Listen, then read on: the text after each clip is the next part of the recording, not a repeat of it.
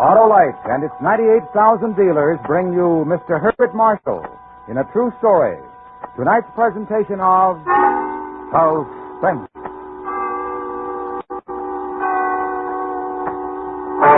Tonight, Autolite presents the true story of 5 polar explorers and their race against death. A radio dramatization of The Diary of Captain Scott. Our star, Mr. Herbert Marshall.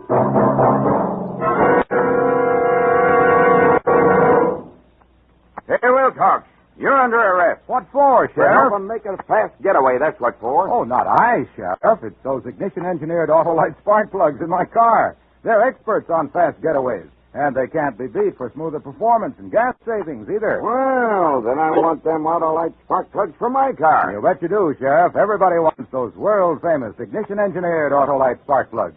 So why not have your neighborhood Autolite spark plug dealer check the exact condition of your spark plugs with his exclusive Autolite plug check indicator? And if they're worn out or wrong for your style of driving, he'll recommend those gas-saving, super-smooth, ignition-engineered Autolite spark plugs. How do I find my nearest Autolite spark plug dealer, Wilcox? Why, just phone Western Union by number and ask for Operator 25. She'll gladly tell you the location of your nearest Autolite spark plug dealer. And remember, from bumper to tail light, you're always right with Autolite. And now, with The Diary of Captain Scott and the performance of Mr. Herbert Marshall, Autolite hopes once again to keep you in suspense.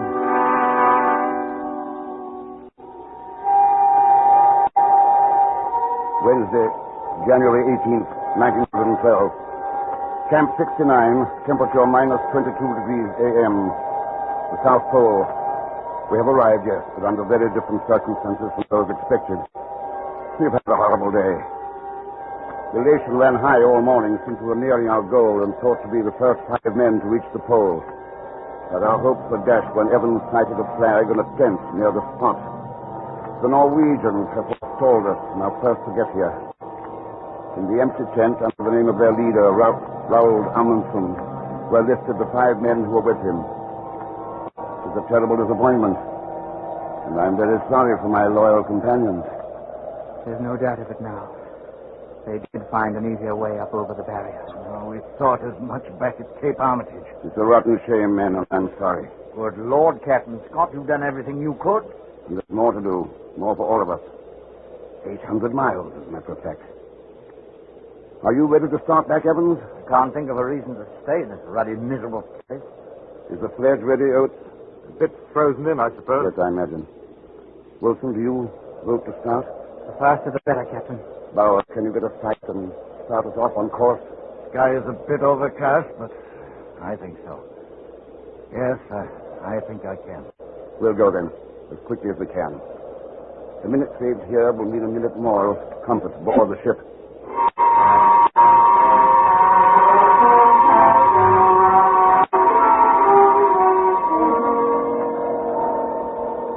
January 18th, temperature minus 26 p.m. The moment of departure is here.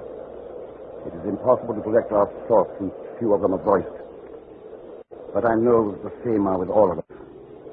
Can we pull the heavy sledge with great distance? 800 miles of a trackless, windswept barrier and drift. Can we find the carefully arranged supply camps being left on our trail? Can we trust our navigation instruments? Can we survive?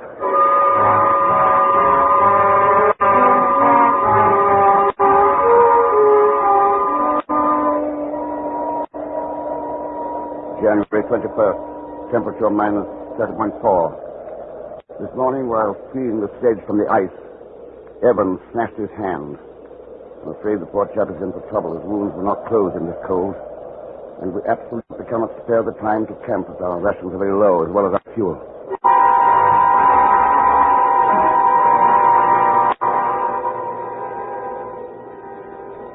January 28th, night camp. Temperature minus 27. The clouds continue to fall behind us, but with painful slowness. Our diet and with it our general condition has improved since finding our have-to-be supply camp. Only 42 miles to the next one, but we're not without ailments. Oates is suffering from a very cold foot. Evans' hands and face are in a horrible state. And tonight Wilson is suffering tortures from snow blindness. Bowers and I are the only ones without trouble at present.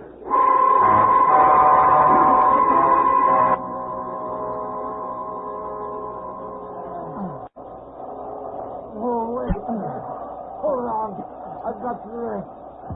Don't try to help, Evans. Just hold to the thread. I wasn't helping, Captain. I've got to rest anyway. I get dizzy. Don't sit down, Evans. Stay up on your feet. Can't we put him in his sleeping bag and put him on the sledge? No, I won't do that. We can pull him. I won't do it. If it's for the good of the rest of us, Evans. No, I'll stay here first. Then, if it's an order. No, not that kind of an order. I won't be dragged on by the rest of us. Then you've got to come along. 7 or 8 more miles, Evans. Then we'll be stopping for some rest and a hot meal. I'm not thinking of those miles. How many more 7 miles are there? Let's cover these and How many more? Evans. I'll do the best I can. I'm sure of it, Evans. And everything will be all right? Yes. All right. There'll be hot food in a few more hours. Let's move on.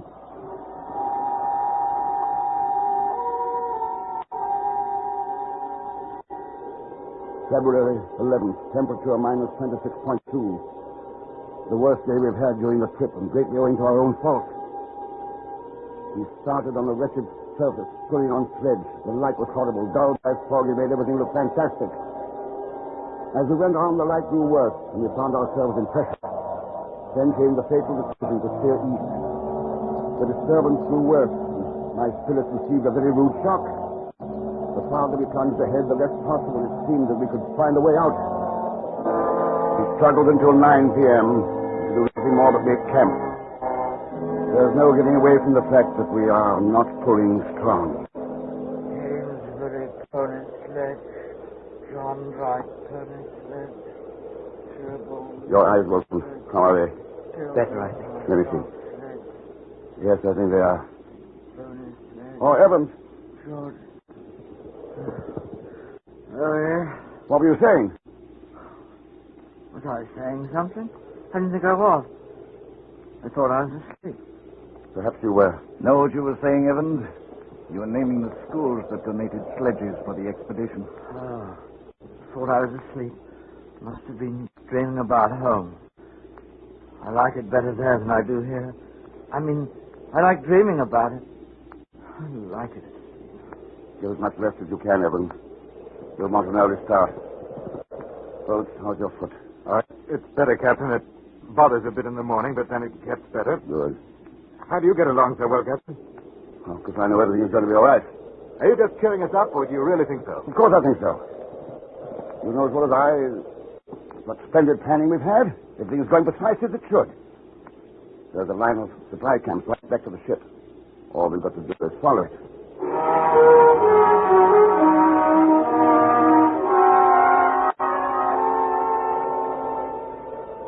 February 17th, a very terrible day, although we got out of the turmoil. Evans looked a little better after a good sleep and declared he was all right. He started in his place on the traces, but half an hour later, he had to leave the sledge and follow behind. At the first rest stop, he came up very slowly. He stayed with us for a while, then dropped out again. We tried to pull him on the sledge, but had not the strength, and he fell behind. At lunch camp, we saw him coming far astern, and when we looked again, he had fallen.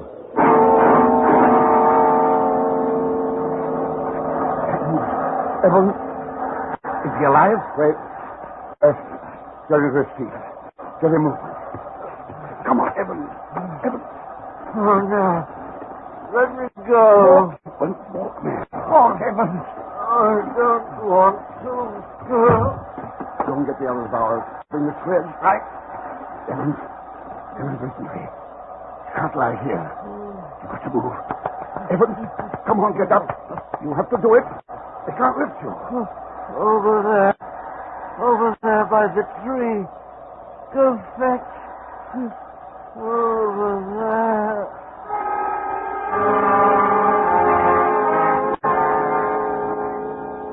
When we got him into the tent, he was quite comatose. And he died quietly at 12:30 p.m. It's a terrible thing to lose a companion that way. His passing is a frightfully personal thing to each of us. As is usual, our doubts and fears are not voiced. But I don't think that one of us does not wonder how many of the remaining 4 can survive.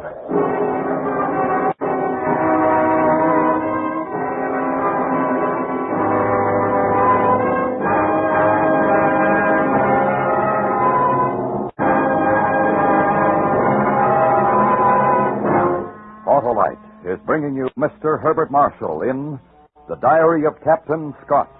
Tonight's production in radio's outstanding theater of thrills, Suspense.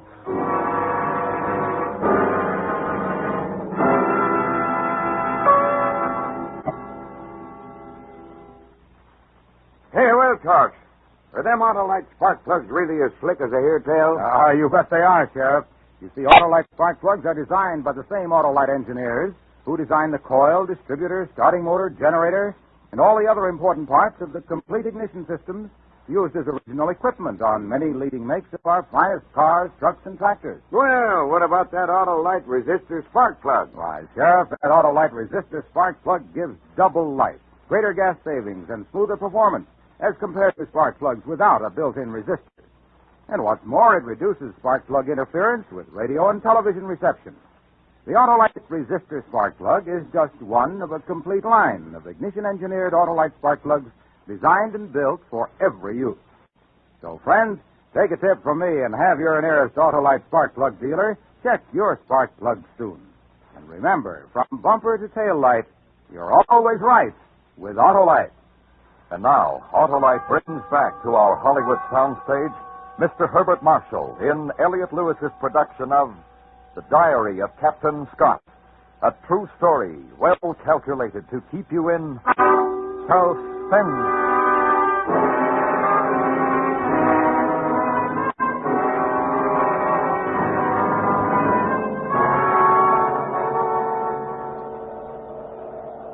February 22nd, night camp. Temperature minus 22.9. There's little doubt we are in for a rotten, critical time going home, and the lateness of the siege may make it rather serious. We never won the march of 8.5 miles with greater difficulty than we did today.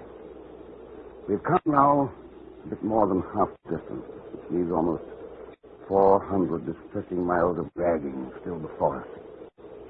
On the bright side, we found another supply camp and 10 full days of provisions, and it's less than 70 miles to the next camp.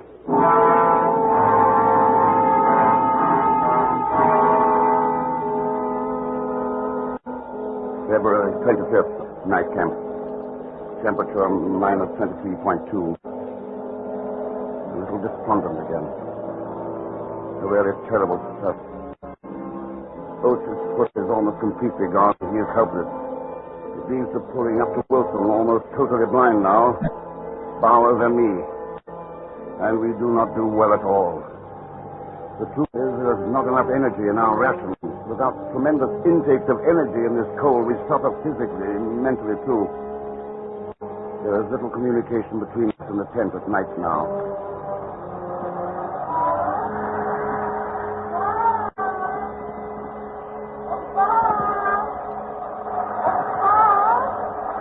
Yes?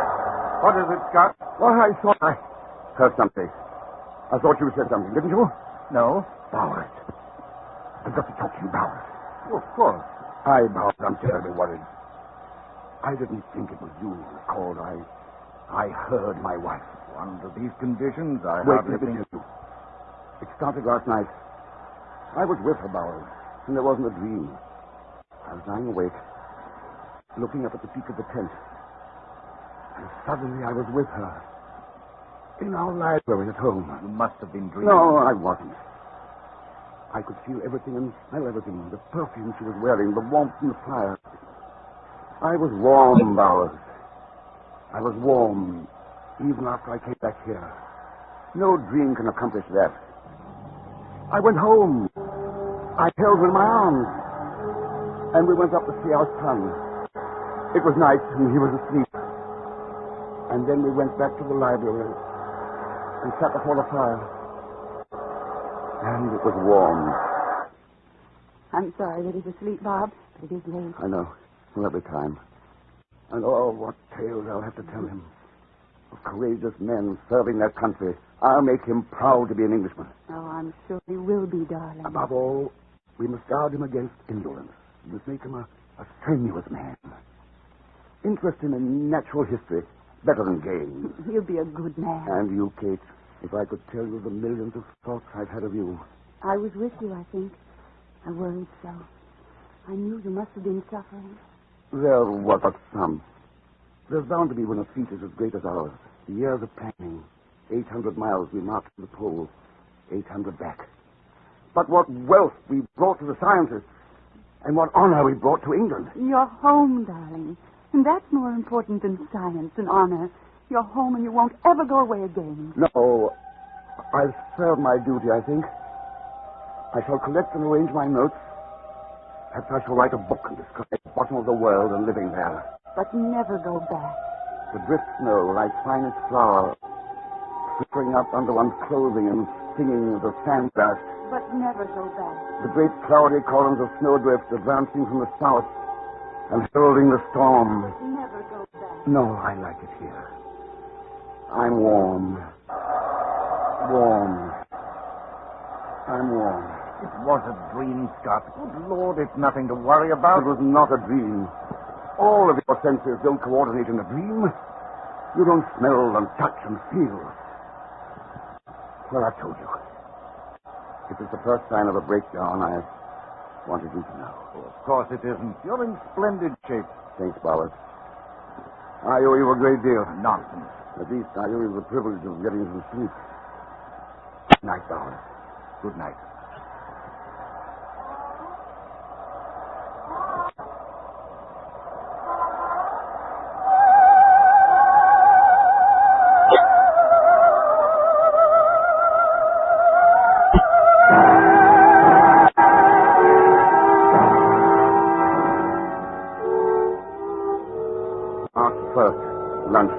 Last night, minimum minus 41.5. But our fortunes have changed. At least the picture looks brighter. Bauer's excellent navigating has kept us precisely on course, and on it we found an unexpected supply tent containing rations and a note addressed to me. The men back at the Cape had taken it upon themselves to change plans, for which we are happy. The next camp, we expected only supplies, has been enlarged and manned. We are to be met there with dog sledges. At that point, our dragging days are finished. And only 24.5 miles away.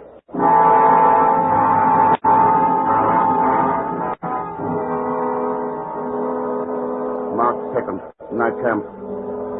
All the elation of yesterday has been crashed. Misfortune rarely comes singly. This day we have suffered 3 distinct blows. First, through some oversight, our fuel oil supply is less than half what we thought it was. Second, Titus Oates disclosed his feet. They show very bad indeed. They will never be saved. Lastly, the weather has turned on us. Blizzard conditions are extreme. We are in a very tight place indeed. But none of us is despondent, or at least none should.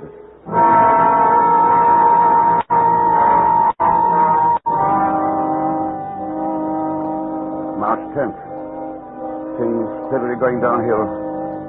Midday, minus 43. Blizzard still with us. Oates unable to go on, so camped at noon. Have covered only 11 miles in 8 days past. Captain. Yes, Oates. It's quite difficult to say this without sounding heroic, but I'm going to die, and I know it. No, you aren't, Oates. You mustn't talk like that. It's no good, Captain. I know I am, and I'm not afraid. Stop that, Oates. I know what I'm saying. And the quicker it happens, the better. I'm not going to hold the rest of you back. I know how I felt about poor Evans.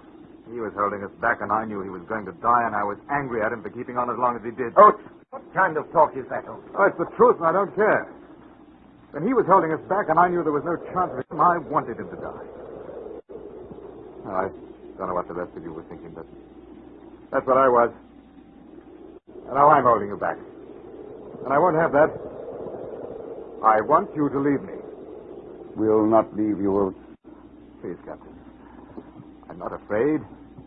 I'd like to go. I'm tired and it hurts, and I'd like to go to sleep and not wake up. I've no family to leave like the rest of you. We won't leave you, Oates. You know that. I want it that way. I'll get in my sleeping bag and I'll go to sleep. I'm not afraid. I want to. We can't do that, Oates. Even if we agreed with you, we couldn't leave you.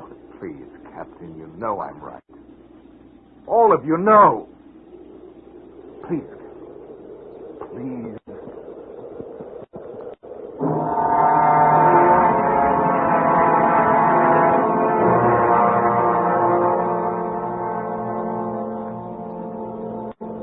March 16th, or 17th. We lost track of dates, but I think the last is correct. Poor Titus Oates is gone.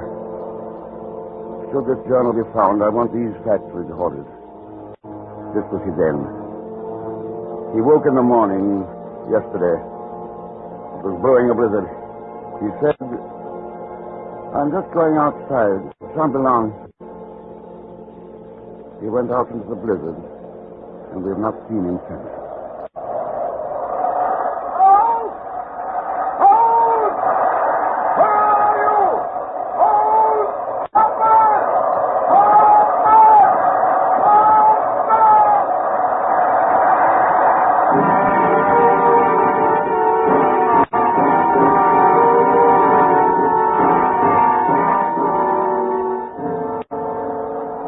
March 18th, nightcap. We are 14 miles away from the sledge camp. But ill fortune presses, my right foot is gone. 2 days ago, I was proud possessor of the best piece. Now one is gone. The others are still confident of getting through, but I don't know.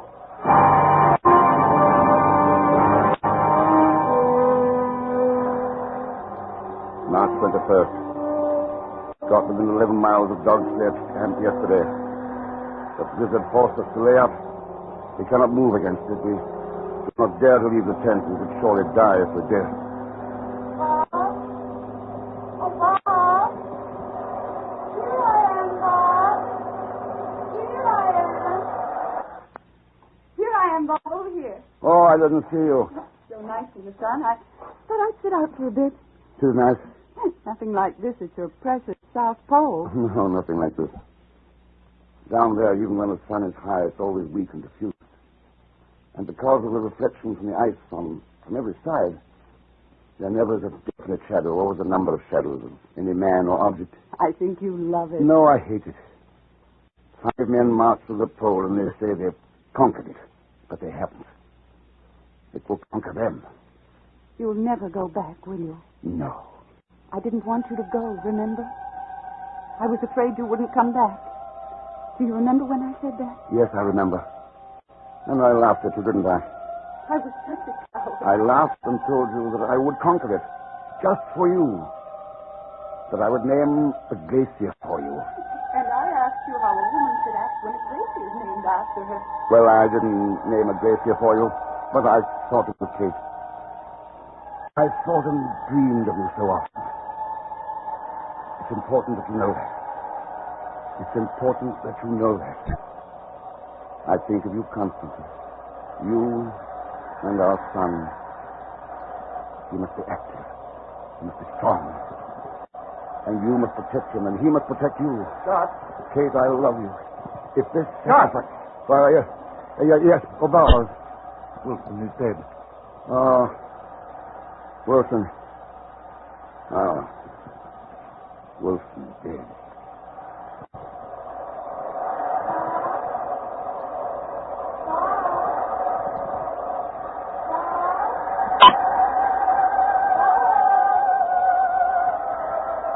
March 29th. Since the 21st, Bowers and I, surviving Wilson, have had a continuous gale and blizzard from west-southwest and southwest. We had fuel to make 2 cups of tea apiece and bear food for 2 days on the 20th. Every day we've been ready to start for the Dog Sledge camp, 11 miles away. But outside the door of the tent it remains a scene of whirling drift. I do not think we can hope for any better things now. We shall stick it out to the end. But we are getting weaker, of course. And the end cannot be far. It seems a pity. But I do not think I can write much more. This rough journal and our dead bodies must tell the story. In dying, we are...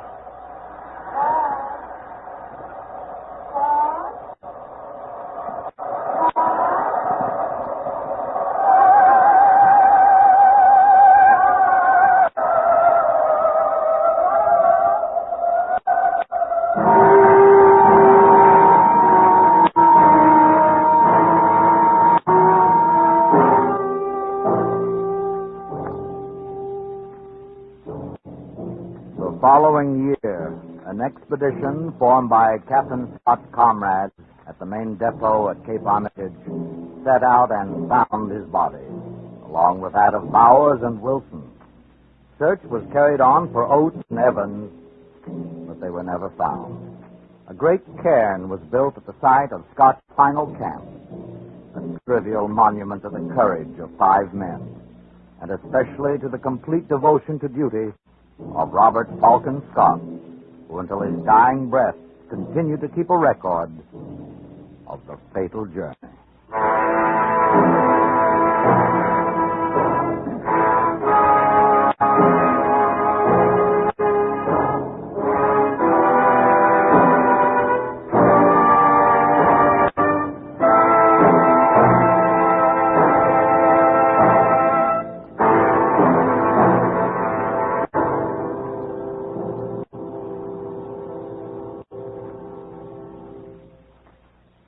Suspense.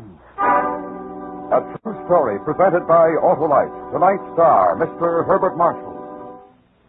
And once again, here is Mr. Marshall. Bart, we enjoyed your performance as Captain Scott, and we hope you'll be back with us again soon. Thank you, Harlow. All you have to do is to ask me.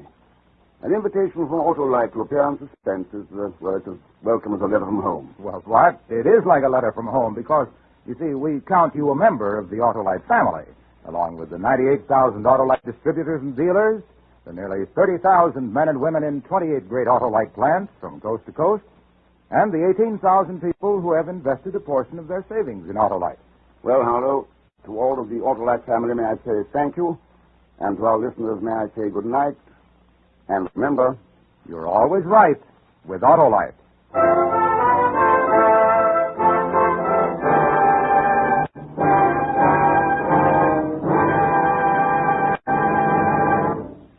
Next week, another true story about an almost legendary man. The dramatic recreation of The Shooting of Billy the Kid, starring Mr. Frank Lovejoy. The program will be heard on Suspense.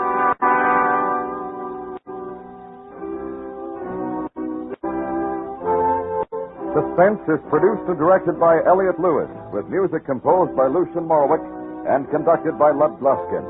The soloist tonight was Eloise. The Diary of Captain Scott was adapted for Suspense by Gil Dowd. In tonight's story, June Whitley was heard as Kate, Tudor Owen as Bowers, Ben Wright as Oates, Joseph Kearns as Evans, and Charles Davis as Wilson. Herbert Marshall may be heard each week on his own radio program, The Man Called X. And remember, next week on Suspense, Mr. Frank Lovejoy in The Shooting of Billy the Kid.